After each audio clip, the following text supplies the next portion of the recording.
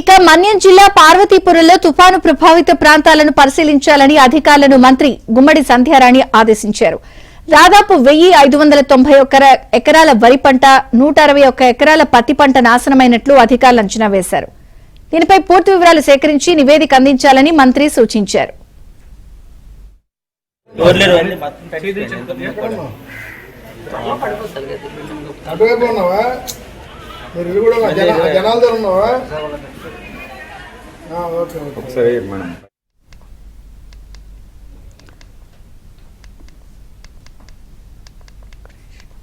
ఇక మన్యం జిల్లా పార్వతీపురంలో తుఫాను ప్రభావిత ప్రాంతాలను పరిశీలించాలని అధికారులను మంత్రి గుమ్మడి సంధ్యారాణి ఆదేశించారు. వివరాలు శ్రీనివాస్ అందిస్తారు. విజయనగరం నుంచి శ్రీనివాస్.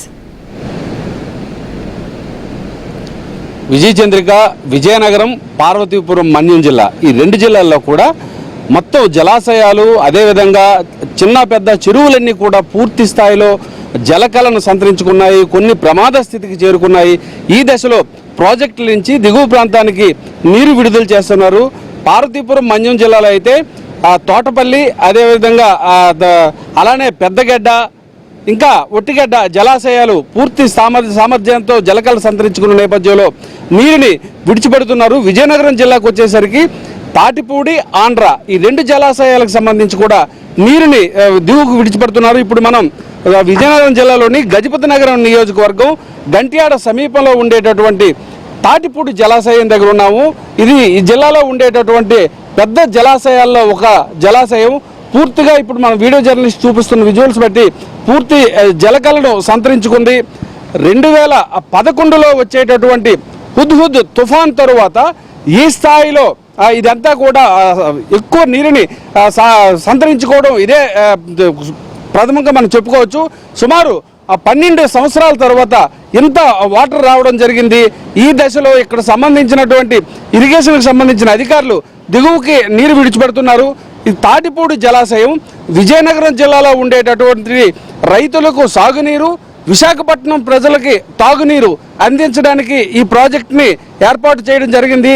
ఈ తాటిపూడి జలాశయం ఏర్పాటు కోసం విశేషంగా కృషి చేసినటువంటి గొర్రెపోటి బుచ్చప్పారావు తాలూకా పేరుని ఇటీవలే ఇక్కడ ఏర్పాటు చేయడం జరిగింది. ఇరిగేషన్కి సంబంధించినటువంటి అధికారులు ఉన్నారు.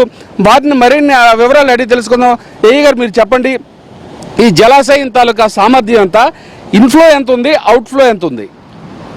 ఈ జలాశయంకి ప్రస్తుతానికి కెపాసిటీ వచ్చేసరికి 3.325 టీఎంసీ అండి. సో ప్రస్తుతానికి మనకి లెవెల్ వచ్చేసరికి ఎఫ్ఆర్ఎల్ ఫుల్ రిజర్వాయర్ కెపాసిటీ మనకి 297 ఫీట్, 297 అడుగులు. ప్రస్తుతానికి 293.70 అడుగులుగా ఉంది. అంటే దాదాపు మనకి 2.9 టీఎంసీ అనమాట. సో ప్రస్తుతానికి వస్తున్న ఇన్ఫ్లో ఏదైతే ఉందో అది 5443 క్యూసెక్లు వస్తుంది. సో సేమ్ అదే మనం అవుట్ఫ్లోకి రిలీజ్ చేస్తున్నాము.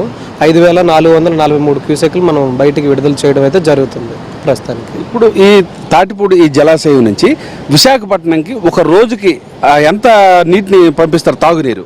మనకి విశాఖపట్నం జీవీఎంసీ వాళ్ళకి రెగ్యులర్గా మనం 20 క్యూసెక్లు అండి, 20 క్యూసెక్స్ అంటే 11 MGD పర్ ఇది ఉంది డే అనమాట.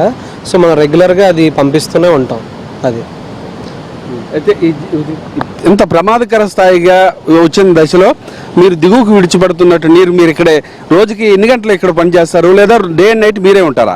ప్రస్తుతానికి ఇక్కడ మేము 2 జైలుమి, అలాగే మాకు ఒక ఐసీ అసిస్టెంట్ అండ్ మా లస్కర్, అలాగే additional staff in case of emergency situation additional staff కూడా మా ఎగ్జిక్యూటివ్ ఇంజనీర్ గారు అడిషనల్గా ప్రొవైడ్ చేస్తున్నారు ఎప్పటికప్పుడు. ప్రస్తుతానికైతే నిన్నటి వరకు కూడా అందరం పనిచేస్తాము.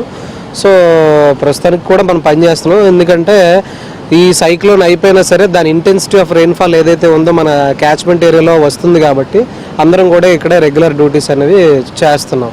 ఇందాకలే మాకు టెలికాన్ఫరెన్స్ కూడా ఈగర్ చెప్పడం జరిగింది. దీని ఇంటెన్సిటీ అయితే 2 days వరకు ఉంటుంది కాబట్టి మనం రెగ్యులర్ డ్యూటీస్ అయితే చేస్తున్నాం. నిన్నటి వరకు 3 gates అనేవి లిఫ్ట్ చేసి వదిలాము 9000 క్యూసెక్ల కిందకి. సో ప్రస్తుతానికి అది తగ్గించి ఇన్ఫ్లో బట్టి మనం చూసుకొని ఒక గేట్ అనేది క్లోజ్ చేసి ఓన్లీ 2 గేట్ల ద్వారా 5443 క్యూసెక్లు అయితే రిలీజ్ చేయడం జరుగుతుంది ప్రస్తుతానికి. మీరు ఇరిగేషన్ సంబంధించి చెప్పమ్మా, 1052 హెక్టార్ల విస్తీర్ణంలో ఉండేటటువంటి ఈ జలాశయంకి నీరు ఎక్కడి నుంచి వస్తుంది? మీరు విజయనగరం జిల్లాలో ఉండేటటువంటి రైతులకి ఎంత నీరు విడిచిపెడుతుంటారు వ్యవసాయం కోసం? వ్యవసాయం కోసం 15,366 క్యూసెక్ల నీరు వదిలిపెడుతున్నామండి. ముఠా ఛానళ్ళు, పిఎస్ ఛానళ్ళు ఉన్నాయి మాకు. వాటి ద్వారా నీళ్ళు వదులుతున్నామండి. ప్రజెంట్ రైన్ఫాల్ ఎక్కువ ఉండడం వల్ల అది కూడా క్లోజ్ చేస్తాము. రైతులకు ఇప్పుడు నీరు అవసరం లేదు, వెళ్తున్నాయండి వాటర్. ఇంత జలాశయంకి నీరు ఎక్కడి నుంచి వస్తుందమ్మా? ఇంత నీరు ఎక్కడి నుంచి వస్తుంది? అరకు అనంతగిరి నుండి వస్తున్నాయండి. ఇన్ఫ్లోస్ కొండల్లో పడిన వాటర్ ఇక్కడికి వస్తుంది. అరకు అనంతగిరి నుండి మాకు ఇన్ఫ్లోస్ ఎక్కువ వస్తాయండి. అంటే అరకు అనంతగిరి నుంచి ఇక్కడికి నీరు విడుదలయ్యేటటువంటి వచ్చేటటువంటి పరిస్థితులు ఉన్నాయని వారు చెప్తున్నారు. ఈ దశలోనే మొత్తం జిల్లాలో ఉండేటటువంటి సుమారు 8,000 చెరువులు ఉన్నాయి, చిన్న పెద్ద చెరువులు ఉన్నాయి. ఆ చెరువులన్నీ కూడా పూర్తి స్థాయిలో జలకళ సంతరించుకుందని, 11 సంవత్సరాల తర్వాత ఇంత వాటర్ ఎక్కువగా రావడం జరిగిందని ప్రాజెక్టులకి, చెరువులకి అన్నిటి కూడా చెప్తున్నారు. అయితే ప్రతి రిజర్వాయర్ దగ్గర కూడా జిల్లా కలెక్టర్ ఇక్కడ పూర్తి స్థాయిలో ఇరిగేషన్కి సంబంధించినటువంటి అధికారులను ఏర్పాటు చేశారు. 24/7 ఈ ప్రాజెక్టు తాలూకా పనితీరుతనులు ఏ స్థితిలో ఉందనేటటువంటి అంశాలను జిల్లా కేంద్రానికి అదేవిధంగా రాష్ట్ర రాజధానికి ఎప్పటికప్పుడు సంబంధిత అధికారులు తెలియజేస్తున్నారు. ఇది విజయచంద్రిక ఇక్కడ ఉండేటటువంటి పరిస్థితి. Thank you Srinivas.